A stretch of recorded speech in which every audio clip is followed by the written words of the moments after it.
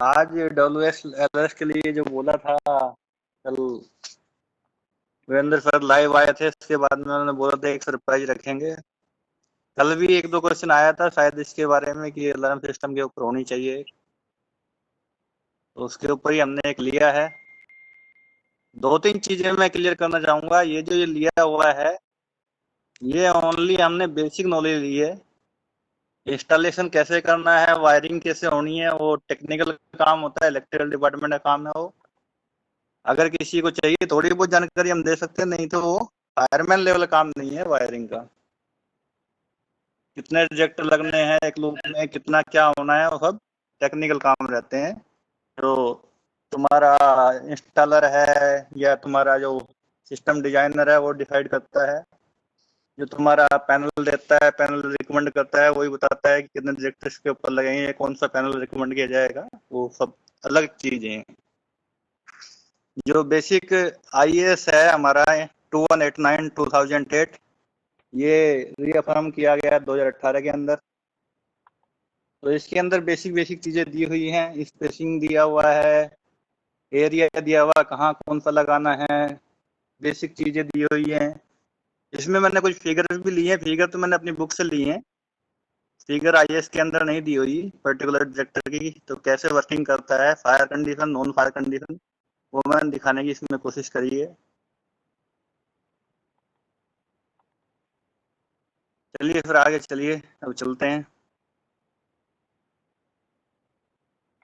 Fire alarm system 2189/2008 repeated हो गया। ये कुछ टर्मिनोलॉजी ली है, एड्रेसेबल डे है, जो उसके अंदर टर्मिनोलॉजी दी हुई है, काफी टर्मिनोलॉजी दी हुई है। IAS के अंदर करीब करीब 65 या 68 टर्मिनोलॉजी उन्होंने दी है। उनमें से जो अच्छी अच्छी थी या जो जो इम्पोर्टेंट थी वो मैंने इसके अंदर ले ली है। जो 72 उन्होंने दी हुई है इसके अंदर। तो एड्रेसेबल डिवाइस दी हुई है, एड्रेसेबल सिस्टम दिया हुआ, किसको बोलते हैं। एड्रेसेबल डिवाइस हो गया एक फायर अलार्म सिस्टम कंपोनेंट है, ये सिस्टम का कंपोनेंट है with distress identification that can have it's status individually identified or that is used to individually control other function। जो पर्टिकुलर एक जगह पे लगा हुआ जिसकी लोकेशन फिक्स कर रहा है, जिसका एड्रेस वो दिखा रहा है, तो वो चाहे वो हुटर भी हो सकता है, चाहे आपका वो तुम्हारा डिटेक्टर भी हो सकता है, MCB भी हो सकती है, कुछ भी हो सकता है कि पर्टिकुलर एड्रेस बता रहा है, तो एड्रेसेबल डिवाइस हो गई। अरुण सर एक मिनट में बीच में सिर्फ रोक रहा हूँ। दलपत जी, गौतम मुकेश, आप दोनों अपना माइक बंद कीजिए, डिस्टर्ब हो रहा है। आप दोनों अपना माइक कीजिए, बंद कीजिए। दलपत, मैं यहाँ से कर रहा हूँ, आप बार बार ऑन कर रहा है। गौतम मुकेश, आपको भी माइक बंद रखिए, कुछ क्वेश्चन आप चैट में डालिए। आप लोग बंद कीजिए अपना माइक। दलपत जी, आपका माइक बंद नहीं हो रहा, मैं यहाँ से कर रहा हूँ, आप ओपन कर रहे हैं।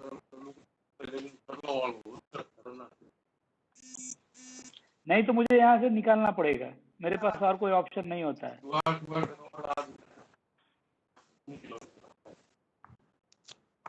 दलपत जी,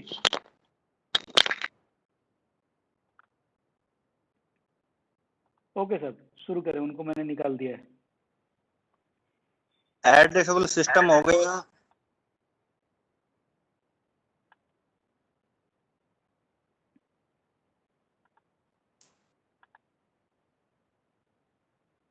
जी सर।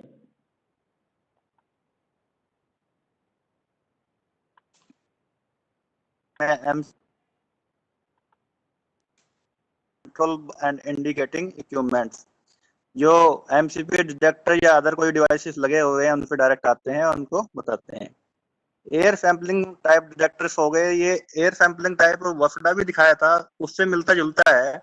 ये जितना भी रूम का एयर है उसको सक करता रहता है, उसको सक करने के बाद में डिटेक्ट, उसमें जो जो स्मोक कोई पार्टिकल आता है उसके अंदर डिटेक्ट करता रहता है। बेसिकली जहाँ अपना AC का रिटर्न डक्ट रहता है उसके अंदर सेंट्रलाइज AC रहता है, जिसके अंदर ये लगाया जाता है।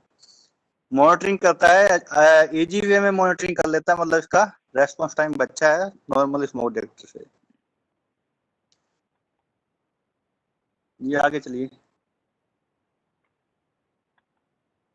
Automatic fire detection and alarm system, fire alarm system, compromised component and substation required to automatically detecting a fire, initiating an automatic alarm for fire, and initiating other action is as required. Alarm system और detection system क्या है उसके बारे में बताया हुआ है।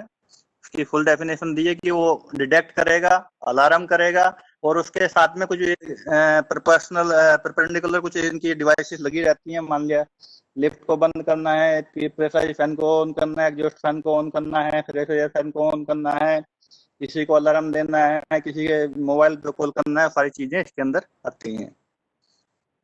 Combination multi functional detector, दो तरह के डिटेक्टर होते हैं। एक तो पर्टिकुलर 3 तरह से फायर डिटेक्ट होती है, स्मोक से, हीट से या तुम्हारा जो आईवी या यूआर रेडिएशन आता है उसके अकॉर्डिंग।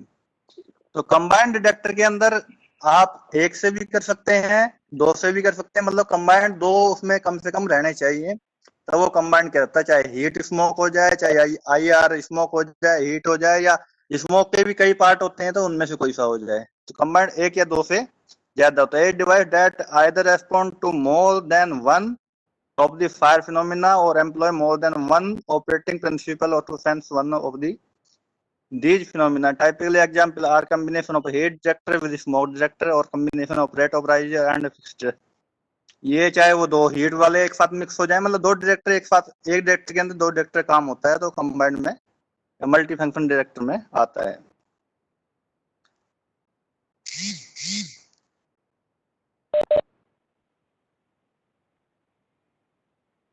ये कल भी आया था RTD, electrical conductivity heat detector. ये बेसिकली एक ऐसा डिटेक्टर है, कुछ अपने जो सेमी कंडक्टर्स होते हैं उनका हीट के साथ में रेजिस्टेंस कम ज्यादा होता है। जैसे ही हीट अप होते हैं उनका रेजिस्टेंस या तो बहुत तेजी से बढ़ जाता है, बहुत तेजी से कम हो जाता है। तो ऐसे है तो स्पॉट टाइप लग जाए या पूरी लाइन के ऊपर लग जाता है, तो वहां जहां उसका हीट के कारण टेम्परेचर उसका चेंज हो रहा है, टेम्परेचर के कारण उसका रेजिस्टेंस चेंज हो रहा है, तो वहां ये अलार्म देता है। लीनियर हीट डिटेक्टर भी, जो लाइनर हीट डिटेक्टर बोलते हैं, उससे भी थोड़ा मिलता जुलता है, पर इसका थोड़ा अलग फंक्शन है, वो पूरा हीट के ऊपर चलता है, इसका रेजिस्टेंस वेरी होता है इसके लिए। उसमें थोड़ा फंक्शन में थोड़ा अंतर है, ये रेजिस्टेंस बेस पे है, वो वहां मेल्ट होता है, उसका अलग फंक्शन है, वो दिया हुआ लीनियर तो इसमें लिया हुआ है, तो वही है। ये टाइप ऑफ डिटेक्टर्स दिखाएं, फायर डिटेक्टर्स, हीट, स्मोक और फ्लेम रेडिएशन। या तो हीट से आएगा, स्मोक से आएगा, या फ्लेम रेडिएशन से आएगा। हीट डिटेक्टर के अलग दिए, line detector, point detector. Line में fix temperature, rate of rise, integrating या नॉन इंटीग्रेटिंग डिटेक्टर्स हो गए हीट के। स्मोक को बाई पार्ट किया इन्होंने, पॉइंट डिटेक्टर, लाइन डिटेक्टर या सैम्पलिंग डिटेक्टर्स हो गए। पॉइंट डिटेक्टर के अंदर भी आयनाइजेशन हो गए, लाइट स्केलर टाइप हो गए, लाइट ऑब्स्ट्रेशन टाइप हो गए, और आइसोलेशन चैम्बर टाइप हो गए, लाइट स्केलर टाइप हो गए, सैम्पलिंग डिटेक्टर्स के अंदर आ गए। फ्लेम के अंदर यूवी और आईआर आ गए, अल्ट्रावायलेट डिटेक्टर्स और इंफ्रारेड डिटेक्टर्स। ये एक कैटेगरी देती है। आग के अंदर 3 चीज निकलती है, लाइट निकलेगी, हीट निकलेगी और तुम्हारा स्मोक निकलेगा। लाइट के अंदर आपका विजुअल लाइट भी रहेगी, विजुअल लाइट के बाद में तुम्हारा आईआर भी रहेगा, इंफ्रारेड रेडिएशन रहेगा और तुम्हारा अल्ट्रावायलेट रेडिएशन रहेगा। तीनों की रेंज अपनी अलग अलग रहती है। एक पर्टिकुलर रेंज अल्ट्रावायलेट की रहती है, उसके बाद में एक विजुअल आ गया, उसके बाद में तुम्हारा आईआर की रेंज रहती है। तो उसके ऊपर ये डिटेक्टर काम करते हैं, कैसे कैसे काम करते हैं वो आगे इसमें दिया हुआ है। कितने तरह के डिटेक्टर्स होते हैं।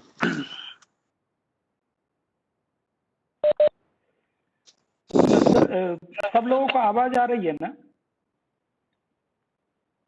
दिक्कत है सर, कुछ आवाज में कम आ रही है क्या? नहीं, अजीत कुमार सूर्यवंशी बोल रहे हैं सर, आवाज आ रही है सर, आवाज आ रही है। ओके ओके, शायद उनका नेटवर्क में दिक्कत होगा। सर एक क्वेश्चन है इनका, अभिषेक राय का, कि सर आरटीडी एक्टिव कब होता है? तो आरटीडी एक्टिव जब होगा जब उसकी हीट बढ़ जाएगी, जिस पॉइंट पे लगा हुआ है वहां पे हीट बढ़ना शुरू हो जाएगी, तो उसका रेजिस्टेंस वेरी करना शुरू कर जाएगा।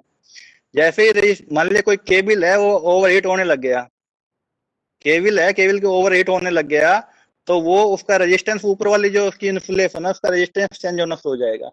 रेजिस्टेंस जैसे जैसे चेंज होगा वैसे वैसे वो अलार्म दे देगा। वो फिक्स रेंज जो जितना भी उसमें सेटिंग किया हुआ उसके अकॉर्डिंग। लीनियर हीट डिटेक्टर देखोगे उसके अंदर इसमें फोटो दिया हुआ है, जब वहां समझ में आ जाएगा।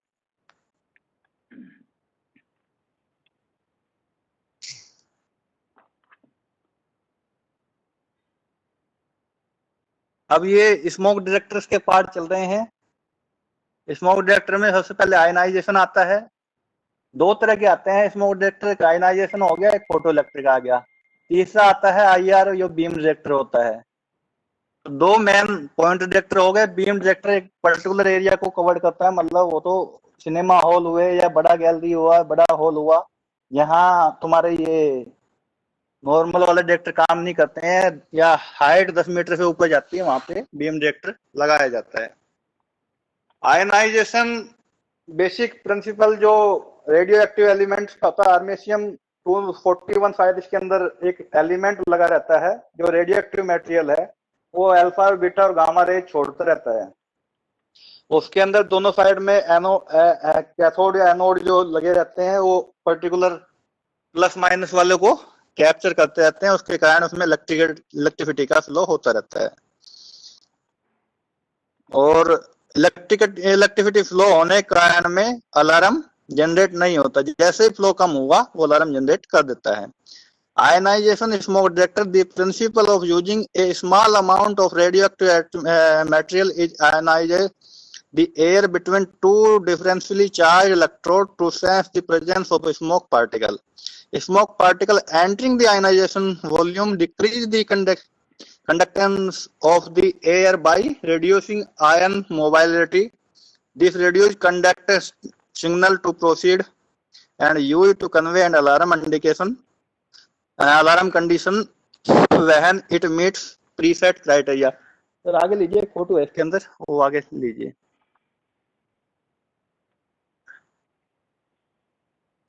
ये वाला सर? हाँ, दोनों ही लीजिए फोटो। इसमें दो फोटो लिए हुए हैं, एक नॉन फायर कंडीशन में है, एक फायर कंडीशन के लिए है। ऊपर ये ब्लैक ब्लैक लगी हुई है आर्मेशियम रेडियो एक्टिव जो है मटेरियल की, या जो भी बोल दो, वो लगा हुआ है। वहां से ये इंफ्रारेड वो क्या यू अल्फा बीटा गामा जो है रेज छोड़ता है, रेडियो एक्टिव रेज छोड़ रहा है। इसमें एक प्लस ले रखा है, एक माइनस ले रखा है। पॉजिटिव आयन इधर की साइड में हो रहे हैं, नेगेटिव उधर की तरफ में जा रहे हैं। तो इसके अंदर एक करंट फ्लो हो रहा है। वो करंट का इंडिकेटर ये तुम्हारे ये इधर मीटर दिया हुआ है, वो मीटर इसको दिखा रहा है। इसके अंदर करंट फ्लो हो रहा है प्लस माइनस जनरेट होने से। जैसे ही इसके अंदर चैम्बर के अंदर स्मोक एंटर करता है सेकंड फिगर के अंदर, तो वो जो पार्टिकल्स हैं वो एनोड कैथोड तक नहीं पहुंच पा रहे। जो इलेक्ट्रोड जो लगाए हुए हैं वहां तक नहीं पहुंच पाते हैं। वहां तक नहीं पहुंच पाते तो वो सुई जो है आपकी जो निडल दिख रही थी अलार्म के अंदर, अलार्म सर्किट वाली, उसमें करंट कम हो गया। जैसे करंट कम हुआ तो ये अलार्म दे दिया। ये बेसिकली आयनाइजेशन डिटेक्टर है, सेल्फ मॉनिटरिंग टाइप है। अगर इसमें कोई दिक्कत आती है तो अपने आप वो अलार्म इसलिए दे देगा क्योंकि रनिंग कंडीशन में इसमें करंट है। जैसे करंट किसी भी कंडीशन में कम होगा तो अलार्म दे देगा। सेल्फ मॉनिटरिंग टाइप डिटेक्टर ये बोला जाता है। तो अगर किसी को कुछ पूछना हो तो पूछ सकता है कि मेन जो फंक्शन है रेडियो एक्टिव वाला है। रेडियो एक्टिव से रेडियो एक्टिव रेज निकल रही है, अल्फा बीटा गामा लिख रहे हैं। अल्फा एक साइड में जा रहा है, बीटा एक साइड में जा रहा है, करंट फ्लो हो रहा है माइनस से प्लस की तरफ। तो दूसरे कंडीशन में करंट फ्लो होने के कारण, करंट कम फ्लो होने के कारण अलार्म वो दे रहा है। और इसमें इस तरह से भी समझ सकते हैं कि जब वो आइडल कंडीशन में है तो वहां पे जो एयर है उसका डेंसिटी नॉर्मल है, इसीलिए इलेक्ट्रॉन का निगेटिव और पॉजिटिव के बीच में जो मूवमेंट है वो इजीली होता है। लेकिन जैसे ही स्मोक जाता है तो एयर का जो डेंसिटी है वो चेंज हो जाता है, जिसकी वजह से उनका जो ट्रैवलिंग डिस्टेंस है मीन्स वो डिस्टर्ब हो जाता है, और वो जो मीटर जो जैसे अरुण सर बता रहे थे उसमें वो शो करना शुरू कर देता है। बिल्कुल सर, बिल्कुल करेक्ट। ओनली इलेक्ट्रॉन का कम ज्यादा होना ही इसमें पूरा डिटेक्टर का काम रहता है। सेकंड आते हैं फोटो इलेक्ट्रिकल टाइप।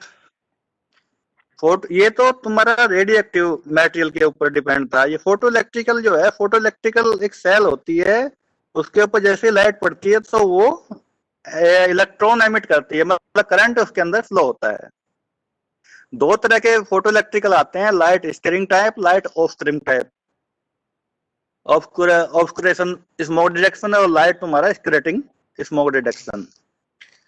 एक में लाइट आपकी सीधी पड़ रही है और एक में आपकी डाइवर्ट हो रही है। तो photo electrical light scattering smoke detection, the principle of using a light source and a photosensitive sensor arranged so that the rays from the light source do not normally fall onto the photosensitive sensor. When smoke particles enter the light path, some of the light is scattered by reflection and refraction onto the sensor. The light signal is used to convey an alarm condition when it meets preset criteria. इससे नीचे वाला भी लो sir साथ में, फिर उसके आगे photo लेते हैं। सर एक के अंदर लाइट जो है सीधी जा रही थी। एक सर क्वेश्चन है अजीत कुमार सूर्यवंशी का कि सर LHS कितने में एक्टिव होता है? LHS में आएंगे, आगे आएंगे जी LHS आगे है। Photo electrical light obscuration smoke detection, the principle of using a light source and a photosensitive sensor onto which the principal portion of the source emission is focused. When smoke particle enter the light path, some of the light is scattered and some is absorbed, thereby reducing light reaching the receiving sensor. अब आगे photo लो sir, इसको मैं clear कर दूं आगे, दोनों लो साथ में। ये जो है पहले वाली कंडीशन है, लाइट ये जो ब्लैक वाला दिया हुआ बल्ब टाइप जो दिया हुआ, यहाँ से ये फोटो इलेक्ट्रिकल सेल है, इससे डायरेक्ट लाइट आगे जा रही है, इस पे जैसे लाइट पड़ती है इससे रेज निकल रही है, इलेक्ट्रॉन का फ्लो हो रहा है। ऊपर जो है इसका रिसीवर लगाया हुआ है जो अलार्म देता है। नॉर्मल कंडीशन के अंदर उस पर अलार्म नहीं जा रहा है। जैसे ही फायर कंडीशन आती है, स्मोक उसके अंदर एंटर करता है, तो ये लाइट जो सीधी जानी है उसको ये ऑब्स्ट्रक्ट कर देता है, रोक देता है। तो कुछ रेज जो है वो सीधे ऊपर सेल के ऊपर पड़ती है। वहां से 4 बजे हरिओम सिंह प्लीज माइक बंद रखिए, आपको जरूरत नहीं है तो माइक क्यों चालू रखते हैं? जी सर। नॉर्मल कंडीशन में उसके ऊपर लाइट नहीं जा रही है, जैसे उसके ऊपर लाइट जाएगी, जैसे लाइट जाती है स्मोक की वजह से, तो उसके ऊपर अलार्म आना शुरू हो जाता है, कोई करंट फ्लो होना शुरू हो जाता है। एक लाइट फोर्स दिया हुआ है, वो ऊपर एक फोटो इलेक्ट्रिकल सेल दी हुई है, जैसे उसके ऊपर लाइट पड़ेगी तो करंट उसमें से जनरेट होना शुरू हो जाएगा। जैसे अपनी सोलर सेल होती है, जो थोड़ा जानते होंगे तो वो देख लेंगे, जैसे ऊपर उसके ऊपर सोलर सेल के ऊपर लाइट पड़ती है तो करंट जनरेट होता है। सेम वही फोटो इलेक्ट्रिकल सेल इसके अंदर लगी हुई है। नॉर्मल कंडीशन में उस पर लाइट नहीं जा रही है तो करंट फ्लो नहीं हो रहा है। और फायर का केस में, इन केस ऑफ फायर, अगर स्मोक उसके अंदर एंटर कर गया है तो उसकी वजह से वो रिफ्लेक्शन हो रहा है और कुछ रेज ऊपर जा रही है, ऊपर जाने के कारण में अलार्म आ जाएगा, क्योंकि उसके ऊपर लाइट पड़ते ही वो देना शुरू कर देगा। अब ये तो था पहले वाला light scatter type. Light obscuration type में सेम, आगे चलो फिर एक बार। लाइट ऑब्स्क्रेशन टाइप में डायरेक्ट इधर तुम्हारा बल्ब दे दिया और इससे लाइट जो है ना डायरेक्ट तुम्हारी सेल के ऊपर पड़ रही है। डायरेक्ट सेल के ऊपर पड़ने से करंट जनरेट हो रहा है और नॉर्मल कंडीशन में करंट जनरेशन पे अलार्म नहीं आ रहा है।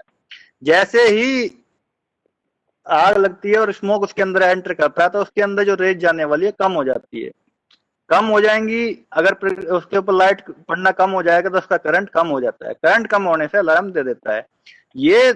ये टाइप का जो डिटेक्टर है ये ज्यादा रिलायबल होता है, क्योंकि अगर नॉर्मल कंडीशन में कहीं भी सेल्फ मॉनिटरिंग टाइप हो गए, अपने आप को मॉनिटर भी कर रहा है, अगर कुछ भी प्रॉब्लम आ रही है तो अलार्म दे दो, क्योंकि नॉर्मल कंडीशन में इसमें लाइट फ्लो हो रहा है। अगर लाइट किसी कारण भी फ्लो बंद हो जाता है तो ये अलार्म दे देगा। तो सेल्फ मॉनिटरिंग टाइप होता है। पहले वाले में अगर लाइट बंद है या चल रही है उसमें अलार्म नहीं देगा, ये दे देता है। दोनों का बेसिक वही है, जैसे स्मोक आएगा तो उसकी जो रेज है उसको वो डाइवर्ट करेगा। एक में डाइवर्ट होने पे सेल के ऊपर लाइट पड़ती है जो लाइट स्कैटर टाइप बोलता है, उसके ऊपर अलार्म जब आता है इसके अंदर डाइवर्ट करता है और लाइट उसके ऊपर नहीं पड़ती है या कम पड़ती है तब अलार्म देता है। ये आगे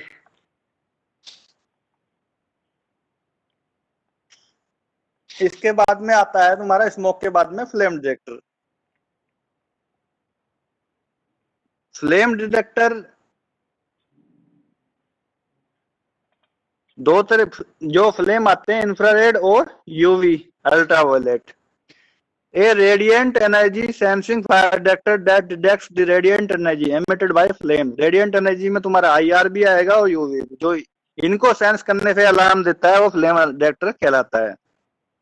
IR सिंगल और multiple wavelength infrared flame detector sense wavelength in the infrared spectrum। Almost all the material that participate in a flaming combustion emit ultraviolet radiation to the some degree during the flaming combustion, whereas only carbon containing fuels emit significant radiation at the 4.35 microns carbon dioxide and a band used for many detectors type to detect a flame। ये इनके नीचे application देती है कहाँ कहाँ suitable है flame detector जो लगाए जाते हैं। जहाँ हाई सीलिंग हो, ओपन स्पेस बिल्डिंग हो, वेयर हाउस हो, एयरक्राफ्ट हैंगर हो, आउटडोर और semi outdoor area where wind और draught can be prevent smoke from reaching a heat और smoke detector areas when rapidly developing. मतलब कोई ऐसा एरिया जहाँ पे फ्लेम होने के चांसेस ज्यादा होते हैं वहां पे ये IR या यूवी डिटेक्टर लगाए जाते हैं। सिंगल भी लगता है, मल्टीपल भी, मतलब वो कंबाइंड वाला भी आता है। यूवी IR दोनों एक सेम में भी आता है।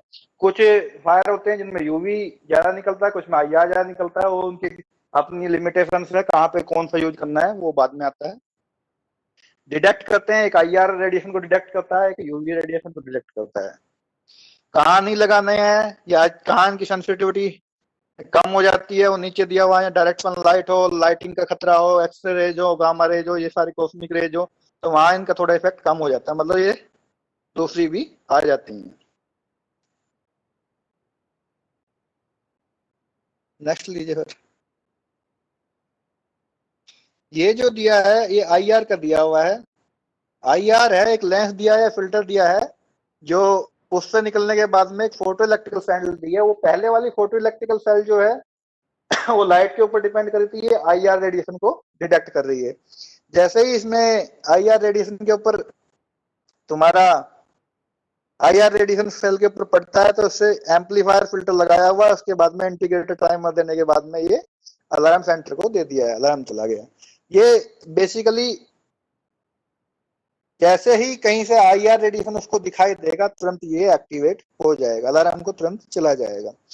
इसके अंदर इंटीग्रेटेड टाइमिंग दिया हुआ है, वो देखता रहता है, मॉनिटर करता रहता है। अगर कहीं चांस बाई चांस कोई फॉल्स इंडिकेशन आता है तो वो टाइमिंग डिले इसके अंदर दिया हुआ है, उसके कारण ये उसको बैलेंस कर लेता है। मतलब फॉल्स अलार्म कम देता है, एक्चुअल अलार्म ही ज्यादा देता है। तो ये इंटीग्रेटेड टाइमर इसके अंदर जो लगा हुआ है उसकी वजह से। और दो फिल्टर लेंस लगे हुए हैं, ये इसको IR को फिल्टर करके आगे भेजते हैं। सेम जैसा ये है ऐसा ही सेम करीब करीब यूवी है। नेक्स्ट लेना सर। ये IR डिटेक्टर था, ये यूवी है। यूवी में आप देखोगे राइट साइड से अल्ट्रावायलेट रेज आ रही हैं।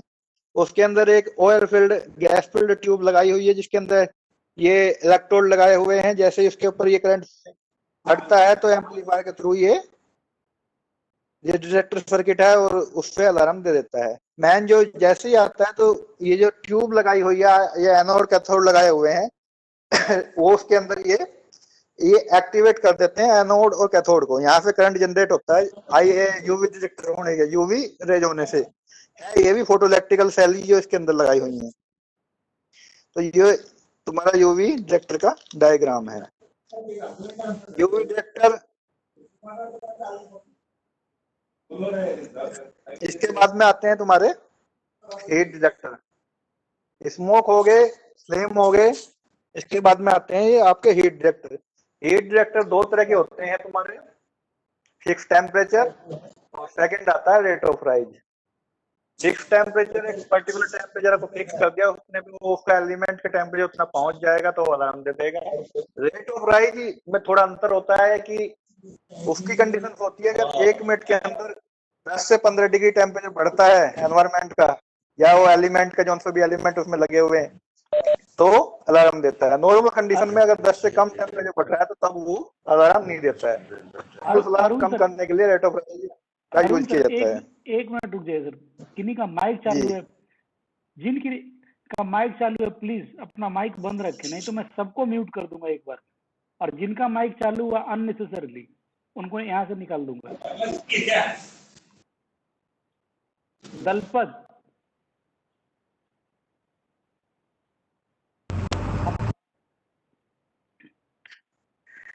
धर्मेश सर जी आपका भी माइक चालू है सर।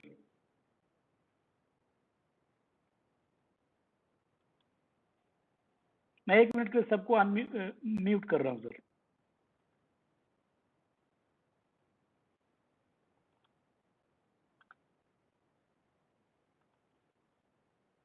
लोग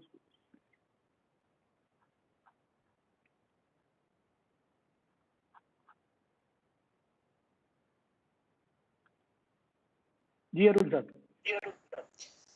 तो हीट रिएक्टर जैसे मैं बता रहा था, दो तरह के होते हैं, fix temperature, rate of rise. Fix temperature पे वो फिक्स टेम्परेचर पे ऑपरेट होता है। रेट ऑफ राइज में अगर आपका टेम्परेचर 1 मिनट में 10 डिग्री से ऊपर जाता है तब ऑपरेट होता है। Fix temperature heat reactor are designed to operate when the temperature of reactor exceeding the predetermined value, जो फिक्स वैल्यू दी हुई है उससे ऊपर पहुंचेगा तब है। इसके अंदर एक मेटल स्ट्रिप लगाई हुई है, उसके ऊपर करंट का यह सर्किट दिया हुआ है। जैसे ये नीचे वाले केस में आग जलती है तो ये स्ट्रिप ऊपर की तरफ बैंड हो जाती है। सभी को पता है कि कोई भी चीज, कोई भी मेटल है, अगर वो हीट करते हैं तो उसके ऊपर वो एक्सपेंशन होता है, उसके एक्सपेंशन के कारण ये अलार्म जनरेट कर देता है। फिर आगे लीजिए एक फोटो। ये सिंगल मेटल स्ट्रिप है। इसी का अगर नेक्स्ट देखेंगे, नेक्स्ट वाले पे देखेंगे, ये बायोमेट्रिक है या बाई मेटलिक है। इसमें दो अलग अलग मेटल की स्ट्रिप लगाई हुई है। नीचे वाले की कंडक्टिविटी या एक्सपेंशन कम है, ऊपर वाले का ज्यादा है। जैसे ही हीट आती है ये थोड़ा और अच्छा माना जाता है, इसलिए इसकी सेंसिटिविटी अच्छी रहती है। सेम फंक्शन वही है इसमें भी। जैसे ही आग लगेगी मेटल स्ट्रिप ऊपर को लिए बैंड होगी, ऊपर बैंड होगी तो उससे कनेक्ट हो जाएगी और अलार्म दे देगी। नेक्स्ट पर इसके बाद में आता है rate of rise. Rate of rise के अंदर दो अलग अलग मेटल स्ट्रिप, दो अलग अलग मटेरियल की अलग अलग लगाई हुई हैं। A device that respond when the temperature rises at a rate of at a rate exceeding the predetermined value, जो भी है उससे ज्यादा पहुंचता है तो ये देना पड़ता है। 10 डिग्री, 12 डिग्री, 15 डिग्री, जो सा भी आपको लेना है 1 मिनट के अंदर, उसके हिसाब से है। दोनों मेटल स्ट्रिप के अंदर एक वायर दिया हुआ है। नॉर्मल केस के अंदर दोनों में अंतर है डिस्टेंस पे दोनों के अंदर। जैसे ही फायर कंडीशन आती है, नीचे वाली कम मेल्ट हुई, कम एक्सपेंशन हुआ उसका, ऊपर वाले का एक्सपेंशन ज्यादा हुआ, इसलिए अलार्म आ गया। अगर ये तेजी से अलार्म तेजी से हुआ तो आता है, अगर धीरे धीरे आपका प्रोसेस बढ़ रहा है, टेम्परेचर बढ़ रहा है, तो उस कंडीशन में नहीं आता है। तो इसलिए इसको rate of rise heat reactor बोला जाता है। ये आगे वाला, पर आगे लीजिए। ये जो पूछ रहे थे लीनियर हीट सेंसिंग केबल, ये यहाँ पे आ गया है। इनका क्वेश्चन मैं क्लियर करने की कोशिश करूंगा। इसके अंदर मेन जो आगे वाला पोर्शन दिया हुआ है, ये आपका मेन वायर है जिसके अंदर करंट फ्लो हो रहा है, इससे कोई लेना देना नहीं। इसके ऊपर एक कंडक्टर 2, उसके बाद में एक temperature sensitive dielectric material लगा हुआ है, उसके बाद में कंडक्टर 1 दिया हुआ है, ऊपर पीवीसी की कोटिंग दी हुई है, high temperature PVC. Normal case में नीचे वाला कंडक्टर 2 और कंडक्टर 1 में कोई वो नहीं हो रहा है। अगर जैसे ही इसका टेम्परेचर बढ़ना शुरू होता है, जो ये टेम्परेचर सेंसिटिव डाइलेक्ट्रिक मटेरियल है, ये डिस्कम्पोज होना शुरू कर देता है। डिस्कम्पोज होना शुरू कर देगा तो इन दोनों का जो कंडक्टर 2 और कंडक्टर 1 में जो है, उसके अंदर अपने आप करंट फ्लो होना शुरू कर देगा। ये रेजिस्टेंस चेंज नहीं हो रहा है, रेजिस्टेंस चेंज आरटीडी वाला था। इसके अंदर ये डाई इलेक्ट्रिकल मटेरियल लगाया हुआ है। ये टेम्परेचर सेंसिटिव होने के कारण में ये मेल्ट हो जाता है। ये मेल्ट होने से दोनों का इनका कनेक्शन हो जाता है, या मतलब करंट इनमें फ्लो हो जाता है तब अलार्म उसको दे देता है।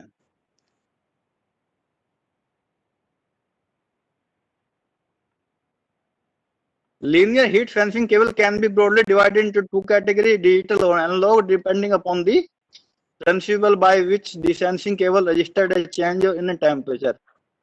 वो दो तरह के ये मॉनिटर करती रहती है, डिजिटल में भी है तुम्हारा, एनालॉग में भी है। तो जिसको क्या क्वेश्चन था फिर उनका? एलएचएस के बारे में बताएं। हाँ एलएचएस ही है ना ये फिर? जी जी जी। इसे नेक्स्ट स्लाइड लीजिए एक बार, तो क्वेश्चन देख लीजिए क्या था। इसमें दो तरह के सेंसर हो गए, डिजिटल और एनालॉग जो बताए हुए। Digital sensor consisting of two cores cable in which the conductor are separated by a heat sensitive insulators. When a specified temperature is reached, the cable insulation breaks down and a alarm is indicated. In the case of analog sensor, cores are separated by a negative temperature coefficient polymer whose resistance will reduce in proportion of temperature decrease. तो दो तरह का हो गया। Digital के अंदर तो डाइलेक्ट्रिकल material है वो मेल्ट हो रहा है या ब्रेक डाउन हो रहा है, उसके कारण करंट फ्लो हो रहा है। जो एनालॉग वाला है उसमें नेगेटिव टेम्परेचर या पॉजिटिव टेम्परेचर जो दिया हुआ है उसमें ये पॉलीमर्स लगाए हुए हैं, उनका रेजिस्टेंस चेंज हो रहा है, उस कारण इसमें चेंजमेंट आ रहा है। These cables are used for detecting fire and overheating in certain specific occupancy such as cable tunnels, tray and volutes, material conveyor, bulk storage, multi-rack area, rim seal of floating roof tank जो ज्यादातर देखी होगी, storing hazardous chemicals and a few other special occupancy. तो जो उनका question शायद था कितने पे एक्टिवेट होती है, उसकी पर्टिकुलर सेंसिटिविटी आपको फिक्स करनी होती है, कितने करंट आप उसको चला सकते हैं। जब वो डिजाइन किया जाता है ये एलएचएस लगाने के लिए, उसी समय डिजाइन में कंसीडर किया जाता है कि इस केबल को कितने टेम्परेचर का प्रोटेक्शन मिलना चाहिए। Correct sir? बिल्कुल बिल्कुल। उसके अंदर जो ना एक कंटिन्यूस एक करंट वो मॉनिटरिंग करते रहते हैं, ये 1 और 2 के बीच में कुछ ना कुछ करंट फ्लो होता रहता है हर टाइम। जैसे ही आपकी सेंसिटिविटी उसके ऊपर डिपेंड करती है कितने करंट पे आपको अलार्म दिलवाना है। आपको 2 मिली एम्पीयर पे दिलवाना है या 1 पे दिलवाना है या 10 पे दिलवाना है, वो आपको सेट करना है कितने पे करना है, और सेंसिटिविटी सेटिंग होती है उनकी। और एक और क्वेश्चन है sir ji. Weatherproof smoke detector के बारे में जानकारी बताएं। कौन सा laser? Weatherproof smoke detector. Weatherproof new वाले आए हैं जो अपने जो है ये वाटर वेपर्स वगैरह जो है इनको डिटेक्ट नहीं करते हैं, वो न्यू टेक्नोलॉजी है। New technology in the sense अभी मैंने भी देखा था, पिछली बार कहीं डेमो ही देखा था, तो वो दिखा रहे थे इसके अंदर के पूरा स्मोक और वाटर वेपर्स में वो आइडेंटिफाई कर पाता है, मतलब उनको डिफ्रेंशिएट कर पाता है कि वाटर वेपर्स हैं या स्मोक्स हैं। तो वो वेदर प्रूफ वाले आ रहे हैं। वो है स्मोक वाले सेम फंक्शन है, पर वो वाटर वेपर्स को रोकने के लिए इसमें फिल्टर लगाया हुआ है पहले से ही। वो वाटर वेपर्स या कोई ऐसी डस्ट वेस्ट उनको थोड़ा रोक लेते हैं, स्मोक को अलग कर लेते हैं। बेसिकली सर ये हम लोगों ने रिसेंटली लगाया था। इसमें क्या होता है, जहाँ आउटसाइड में मोस्टली जो इस तरह का जो डिटेक्टर रहता है, वहाँ पे जो एक्सटर्नल फैक्टर जैसे आपने बोला वाटर मिस्ट और डस्ट, ये दोनों है जो इस स्मोक डिटेक्टर को सबसे ज्यादा परेशान करता है फॉल्स अलार्म के लिए। तो ये जो नया वेदर प्रूफ वाला जो है उसमें ये दोनों चीज को सेग्रीगेट करता है स्मोक से, यही इसका फायदा है। हाँ, उसमें एक फिल्टर इस टाइप का लगाया हुआ है, इनको रोक लेता है, वाटर वेपर्स को इनको रोक लेता है। जी सर, जी सर। जी आगे लीजिए सर। ये बीम डिटेक्टर्स है। नॉर्मल फायर जब तक है, जब तक वो अलार्म नहीं देगा, क्योंकि सेम वही है, फोटो इलेक्ट्रिकल सेल इसके अंदर लगी हुई है, एक एमीटर है एक रिसीवर है, एक से लाइट तुम्हारी जा रही है एक रिसीव कर रहा है। जब तक लाइट रिसीव करता रहेगा तब तक अलार्म नहीं देगा। जैसे ही उसके लाइट रिसीव होने में कोई दिक्कत आएगी या कम लाइट हो जाएगी तो अलार्म दे देगा। स्मोक डिटेक्टर पर्टिकुलर एक जगह के लिए, ये बीम डिटेक्टर पर्टिकुलर एक एरिया के लिए होता है। एक एरिया मतलब एक सिनेमा हॉल हो गया, एक वेयर हाउस हो गया, एक बड़ा एरिया जहां है, जहां हाइट 10 मीटर से ऊपर जा रही है तुम्हारी, वहां पे बीम डिटेक्टर लगाया जाता है। A type of photo electrical light obscuration smoke detector where is the beam span is protected area. तो नॉर्मल कंडीशन जब तक स्मोक नहीं गया, जब तक वो अलार्म दे रहा है, जब स्मोक चला जाता है तो उसकी रेज को डिस्टर्ब करता है, उसकी रेज को डिस्टर्ब करता है तो वहां पे जाने वाली रेज डाइवर्ट हो जाती है, जिस कारण में ये अलार्म दे देता है। जी नेक्स्ट, रेडियो अलार्म बेस है जो, ये न्यू टेक्नोलॉजी है। न्यू तो अभी नहीं बोल सकते, काफी पुरानी भी नहीं, 2000 के बाद की है। ये ऐसी है कि वायरलेस सिस्टम है। आपने पर्टिकुलर डिटेक्टर लगा दिया, उसका पैनल लगा दिया, तो रेडियो एक्टिव वेव के थ्रू वो कनेक्टेड रहता है। इसमें वायर की जरूरत नहीं रहती है, वायरलेस हो जाता है।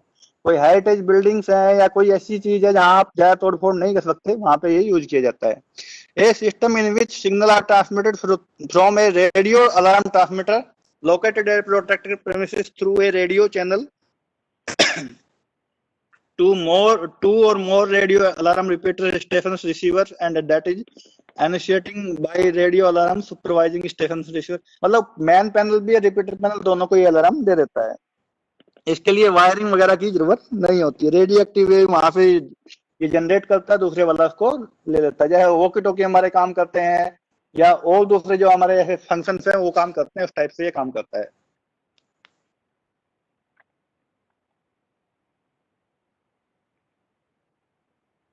इसके आगे आता है स्पार्क और ember detector. A radiant energy sensing fire detector that is design to detect spark और एम्बर्स और बोथ। जो स्पार्क जनरेट होता है उसको डिटेक्ट करने के लिए स्पार्क और एम्बर डिटेक्टर लगाया जाता है। This device are normally intended to operate in dark environment and in infrared part of the spectrum. जो है इंफ्रारेड को डिटेक्ट करके ये निकालता है। मान लीजिए जहाँ स्पार्क ज्यादा होने के चांसेस रहते हैं वहां पे ये लगाया जाता है। ये 2190 के अकॉर्डिंग साउंड लेवल दिया हुआ है, मिनिमम 65 दिया हुआ है। 65 डेसिबल होना चाहिए, या एवरेज जितना भी तुम्हारा आ रहा है नॉर्मल वहां पे है साउंड है, उससे 5 डेसिबल ऊपर होना चाहिए। कम से कम 30 सेकंड के लिए इतनी अलार्म आना चाहिए।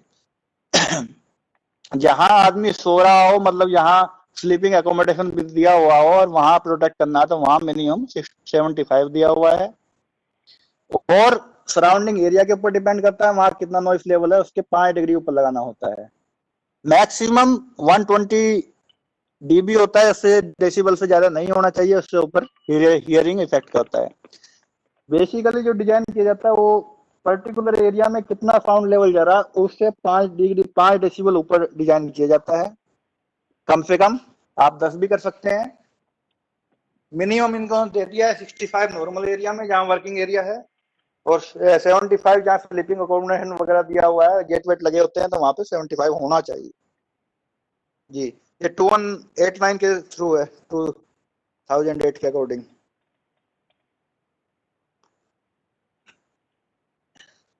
स्मोक डिटेक्टर 3 तरह के बताए थे मैंने। एक तो आयनाइजेशन टाइप हो गए, तुम्हारे फोटो इलेक्ट्रिकल में 2 थे। तो इसमें दिया हुआ है कौन सा आयनाइजेशन टाइप जो है वो बारीक स्मोक के लिए ज्यादा सेंसिटिव रहता है। अगर मोटा स्मोक आता है तो उसमें वो सेंसिटिविटी उसकी कम हो जाती है। ये दूसरे वाला जो है फोटो इलेक्ट्रिकल, ये मोटे स्मोक के लिए, जो स्मोक पार्टिकल्स बड़े होते हैं उनके लिए ज्यादा सेंसिटिव होते हैं। बारीक स्मोक को ये सेंसिटिव नहीं कर पाते हैं, उस पे ऑपरेट नहीं होते हैं, इनकी सेंसिटिविटी कम रहती है। तो अलग अलग डिटेक्टर अलग अलग एरिया के अंदर लगाया जाता है।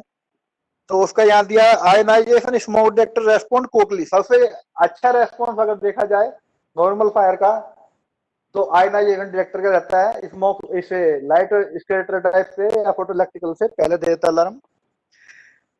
तो ionisation smoke detector respond quickly to smoke containing small particles normally produced in clean burning fire. अगर नॉर्मल जलने वाली चीजें हैं जो क्लीन बर्न हो रही है, उनके अंदर ये अच्छा एक्टिव है।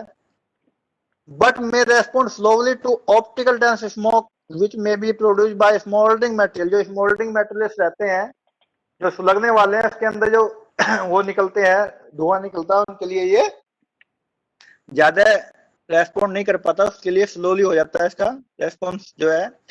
Certain material like PVC when overheated produce mainly large particle to which ionization detector can less sensitive।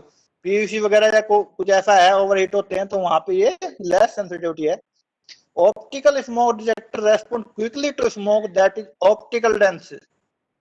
Optically dense both type of detector have a sufficiently wide range of response to be general use. दोनों अलग अलग अपने use करते हैं, पर जहां smoke मोटा आता है वहां पे ऑप्टिकल लगते हैं फोटो इलेक्ट्रिकल वाले, और जहां बारीक स्मोक रहता है वहां पे आपके आयनाइजेशन लगता है। 4 मिनट का समय हम लोग के पास और है सर। चलिए सर देखिए होता है तो मैं करता हूँ, जल्दी जल्दी कोशिश करता हूँ। नहीं तो अगर नहीं हो पाएगा सर तो 10-15 मिनट के लिए फिर से जुड़ जाएंगे और कंप्लीट करेंगे इसको सर। ठीक है सर, ठीक है।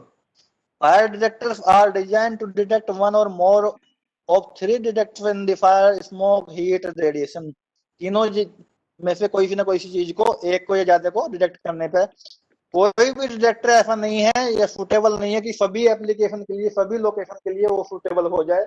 हर के लिए हर एक की कंडीशन अपनी अलग अलग रहती है, हर कंडीशन में अलग अलग डिटेक्टर लगता है, तो इसलिए कई बार कंबाइंड लगाते हैं, कई बार कई तरह के मतलब स्मोक भी लगाते हैं। इसके अंदर वो एरिया के ऊपर डिपेंड करता है कौन से एरिया में कौन सा लगाया जाता है, वो आगे इसके अंदर टेबल दिया हुआ है कौन से लिए सुटेबल है। Sitting of detectors next slide है, उसके अंदर दिया हुआ है डिटेक्टर कहाँ पे फिटिंग करना है। मिनिमम आपकी जो है जो छत है उससे आपकी 25 mm नीचे होना चाहिए और 150 mm से नीचे नहीं होना चाहिए। 25 से 150 के बीच में आप हीट डिटेक्टर लगा सकते हैं जो छत लेवल है आपका। स्मोक डिटेक्टर के लिए 25 से 600 mm बिलो तक है, 25 mm से 1 इंच लगा के आप जो है 600 mm तक आप छत से नीचे लगा सकते हैं। जो फ्लैट सीलिंग है उसके अंदर एक डिटेक्टर जो है वो 7.5 मीटर का एरिया कवर कर रहा है। Under flat ceiling the horizontal distance between any point in a protected area and a detector nearest to the point shall not exceed 7.5 in case of smoke detector, 5.3 in case of heat detector. Heat detector के लिए किसी भी area से 5.3 metre की distance होनी चाहिए, maximum distance है ये, और 7.5 in case of smoke detector. और कोई भी अगर उसके नीचे रैक कोई सामान आ रहा है तो 500 mm का क्लियर उसके नीचे स्पेस चाहिए जो मेंटेन करना होता है हर डिटेक्टर के लिए। 500 mm का क्लियर स्पेस उसके अंदर रहना चाहिए, जब भी वो अच्छे से इफेक्टिवली डिटेक्ट कर पाएगा। नेक्स्ट स्लाइड पर detector shall not be mounted, detector shall not be mounted with in 500 mm of any wall, partition or obstruction of flow of smoke or hot gas, such as structural beam or ductwork where obstruction is greater than 250। कहने का मतलब ये है कि 500 mm के अंदर दीवार के अंदर नहीं लगाना चाहिए। 500 mm कम से कम आधा मीटर का गैप दीवार पे होना चाहिए। दीवार हो, कोई बीम हो, कोई ऐसी चीज हो। बीम का भी दिया हुआ है 250 mm से कम डेप्थ का है तो लगा सकते हो उसके आसपास, नहीं तो उसके बाद में नहीं लगाना चाहिए। Detector shall not be mounted 1 metre from air inlet. कोई आपकी रिटर्न सप्लाई जा रही है या इनलेट है, रिटर्न है या इनलेट है, दोनों के उसमें 1 मीटर डिस्टेंस कम से कम होना चाहिए। मान लिया एसी का आपका इनलेट और आउटलेट है तो उनमें कम से कम 1 मीटर दूर होना चाहिए। हाइट कंसिडरेशन दिया हुआ है, अगर आपका हाइट 7.5 जो स्मोक डिटेक्टर दी हुई है 7 मीटर हाइट तक ही एप्लीकेबल है।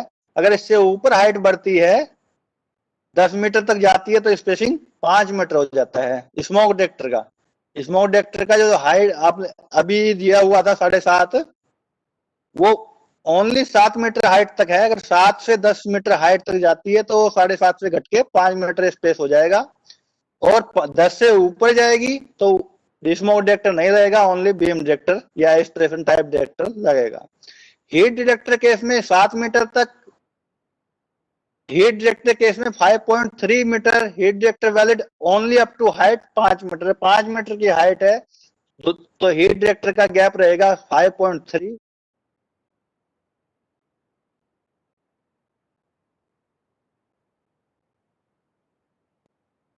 जो है